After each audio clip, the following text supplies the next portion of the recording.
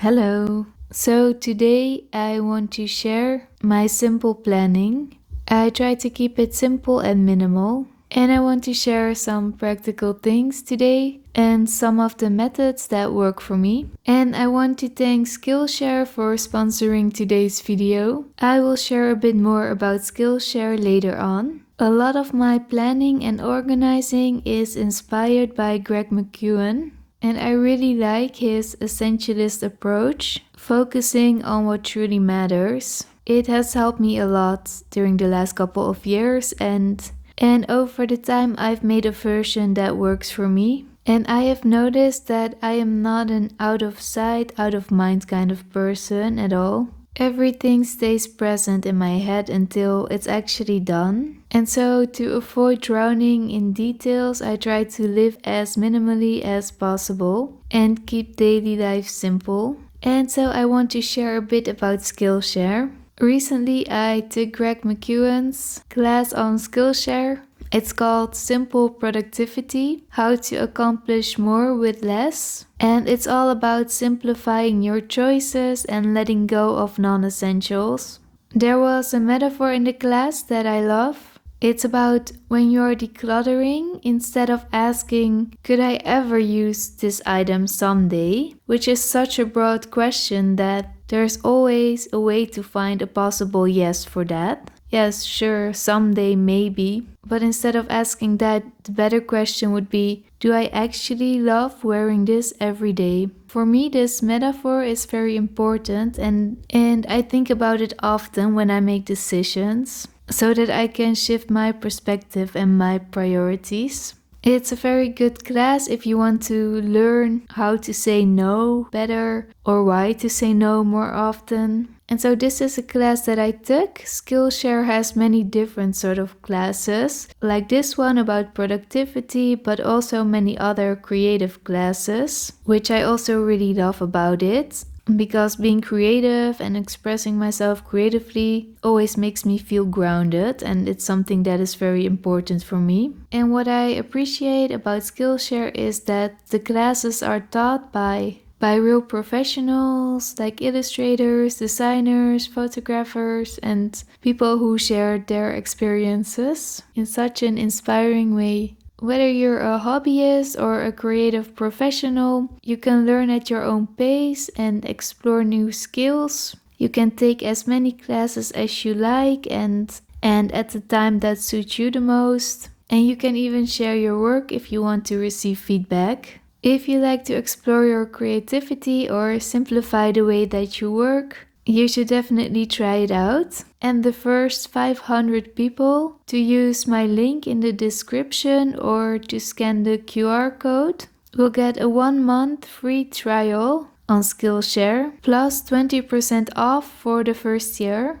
And it's definitely worth it, so you can try it out. And so the methods that I use, the first method is that I write everything down on one list. And I call this the everything to-do list. And this is just the first step, and I just write everything down on a list. This is only to get it out of my mind, and I mean everything that bothers me. I don't have any complicated criteria or things that are not allowed on the list, just everything that enters my mind so that I don't have to think about it anymore. It could be remembering to clean something, buying something that I need, fixing something that broke down, putting clothes on Vinted. It could be something creative that I want to do. It could just be that I have to remember to text someone back or to send an email or to unsubscribe from something and so forth. It really doesn't matter what it is. Just anything that enters my mind. And if I write it down, I don't have to think about it all the time. It doesn't have to stay very present in the back of my mind.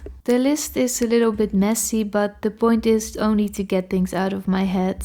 And I also don't invest in buying a special notebook for this anymore. I just use something that is convenient and easy. And I prefer writing it down on paper instead of digital because I rewrite it often and I keep it somewhere nearby so I can always grab it very quickly. Sometimes when I'm away and I get an idea, I just write it in my phone and later I put it on the list. And so I rewrite it often, add new things and so forth. And I like the messy process of it all. Then the second step or the second method is to try to do only 3 things a day or a life admin day. So I'm striving to just write 3 things down on a day. And those 3 things come from the everything list. And this is separate from work or a job or those kind of things, because most often those things require more from us. And for me, it could also be something creative that I'm working on, like the furniture that I do some restoration on or something else. But it's also a lot of household things. Now, I do have some daily routines that I don't write down, like washing dishes, but the bigger things like cleaning the windows or the entire bathroom or kitchen, I do put that on the list, because it is something I need to think about and plan ahead a little bit. And I know that just 3 things is such a luxury. And of course, it's not always possible, especially during more difficult times, like when you are moving homes and those kind of things. During those times, the list probably is a lot bigger because unfortunately more needs to be done then in a shorter time frame. So there are exceptions, of course, and this is also not a black and white approach. I allow myself to do more or less if I feel like it. And I also allow myself to be tired and to do nothing at all as well. Or if I feel restless with things in the back of my mind, or if I just can't let go of things, or if I feel very productive that day, then I try to do a life admin day, in which the entire day is completely devoted to just getting things done from the everything to-do list. And then I just see how far I come and how much I can cross from the list. It's just a day devoting on doing the to-dos, and sometimes this works better than having to do things every day. So I go a bit back and forth between these approaches. So there is a huge part of trying to work with how I'm feeling while also trying to have a bit of a routine. And then the third step or the third approach or method, that is to figure out the real steps that one to do actually requires. So the most important thing when I want to do something is to decide what the first step is. And the thing written down on the to-do list most often requires several steps. So I try to write down all the steps and decide whether it needs to be divided between more days or if I do a life admin day. Especially when something feels impossible to start, then it probably has way more steps than it appears. And maybe some of the steps or the first step is more complicated, so that's why it could be difficult to even start. So to do things realistically, it's important to know how long it actually takes and what the real steps are. And there's a great example that Greg McKeown shares in his book Effortless. And what I remember about the story is that he talks about a woman who wanted to organize her books. That was her to do, but she never got to it. And then when they were trying to figure out why she didn't do it, because her books were still packed away in boxes and she kept putting it off. And on the surface, it looked like procrastination, but the real issue was that the very first step wasn't clear. She wanted to install the shelves, but before she could do that, she needed the measurements of the wall. And to measure the wall, she first needed something simple, a measuring tape. And that was her true first step. She needed to go out and buy a measuring tape.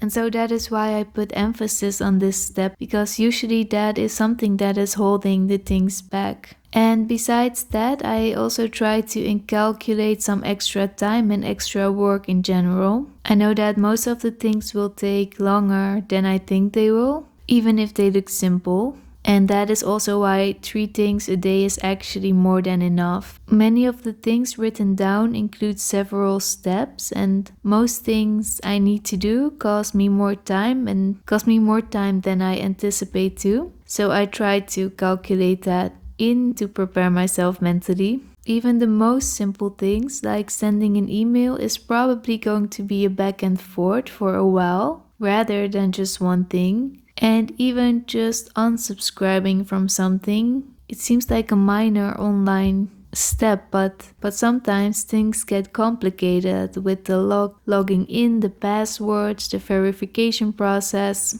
and especially when something goes wrong there, it can really take up more time. Even though it seems like such a simple and small thing, but it can turn into something a bit more complicated. So I now assume that I need more time for most of the things, not the 5 minutes I think it is. And also when I buy something, I try to already think about the time that it might cost me to have to turn it back because it doesn't fit well or something like that. And then the fourth thing that I think is also very important to include is rest and to reduce guilt about productivity. It's important to not overextend myself and to not be doing just things for the sake of doing things.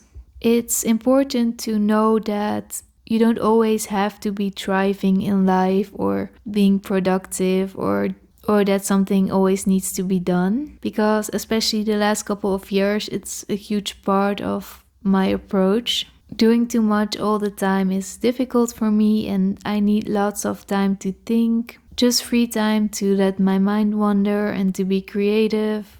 And when I don't have time for myself, I really start to feel unwell. And also just many of the things that need to be done drain me, like most of the paperwork and going to appointments and those kind of things are just always difficult for me. I have waiting anxiety beforehand and I also need time afterwards to recharge. And I have accepted this and I also anticipate this. I don't have really high expectations of myself on those kind of days. I think enough is enough. And I'm thankful for the fact that there are many weeks and months that I don't have to worry about doing too much and about having too many appointments.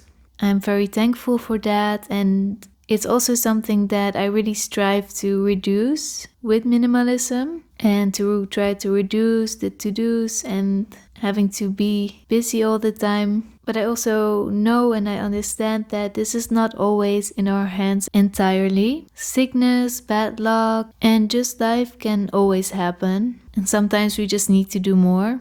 But being productive for the sake of it is never my goal. And so this brings me to the last point, which is the main goal or the long-term plan, to reduce having to do so many things in general. So the long-term plan is to reduce incoming things by simplifying, to not have too many things to think about in general, and that the everything to-do list keeps getting smaller and smaller. And sometimes to get there, some things need to be done, some things need to be decluttered, some things take up some time, like going through paper clutter and those kind of things. But the main goal is to eventually get to a low maintenance life, to not have to take care of too many items, to create an easier household, easier to clean, reducing decision fatigue, and having a simpler wardrobe and so forth.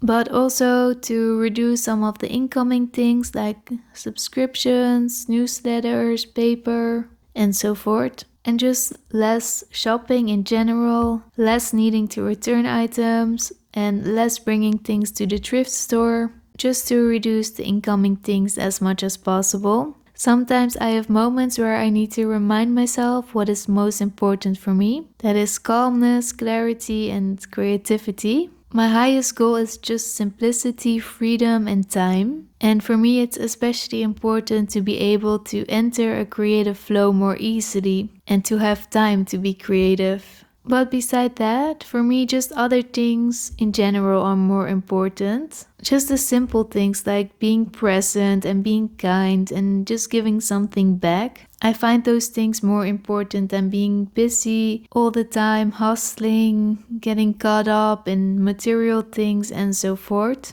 So these are some of the things that work for me for simple planning and how I try to keep my planning and organizing as simple as possible. Let me know how you like to plan things, if it's similar or maybe very different. I'm curious to hear that, and thanks so much for watching. See you next time.